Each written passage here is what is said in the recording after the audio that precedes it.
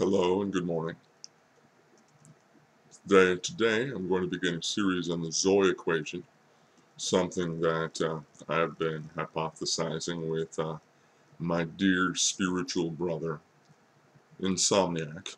That's in with a psalm in the middle, Niac.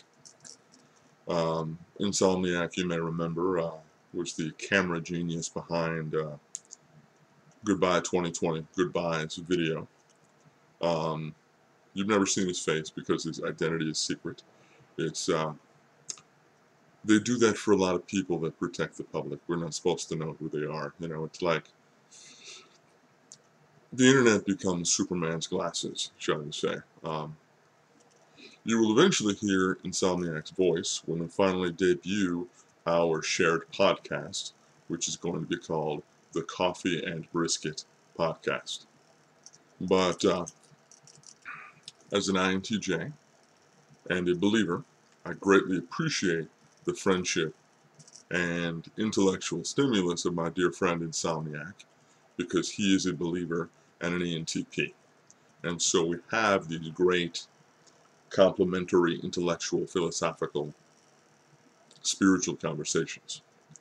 And so we were discussing, and this is where we get to the ZOY equation, can you quantify? So do people rank and put their relationships into a hierarchy? That is, do I love this friend more than this friend? And do people quantify those things? So my answer was immediately, of course, everyone does. And I have the example immediately. Simply, our culture thinks it's wrong to admit that you rank all your friendships and all your relationships in a kind of hierarchy. But we definitely do. And it goes like this. In this equation, X, Y, and Z are people. X is the primary person and Y and Z are two of their friends. If X makes definite plans with Y, then finds out that Z is available, breaks their plan with Y to make a new plan with Z, you can say that in the mind of Z, in the mind of X, Z is greater than Y, or which can be expressed as Z over Y, which is then your ZOY equation. That you have by action demonstrated you value the person Z over the person Y, their relationship, their friendship with you.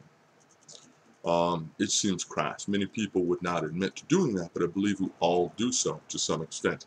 I avoid doing so because I dislike breaking promises, breaking my word. I dislike when people break their promises, break their word to me. I dislike being the Y. I dislike being the Y, so I don't like to make people the Y. Nonetheless, a few times I've done it, and definitely said that this person's time and energy is more important than this person's time and energy. It sounds mean when I say it, and yet all of us do it. Please be looking out for the Coffee and Brisket podcast. I'm going to continue this series tomorrow, essentially. I'm going to record the whole series right now and set them all to instant premiere on different days. But there's the main idea. We definitely do. And if you've done the XYZ thing I've described or had it done to you, you know that it's normal to people and that they won't talk about it. So there's a dissonance within human culture, human feelings on the topic. We all do this thing. And anyway, I'm going to do 10 short messages on how that works and how we can analyze that and use that as a tool for understanding ourselves and each other. If I have blessed you, equipped you, or encouraged in any way, please like, subscribe, and comment. And as always, pray more, complain less.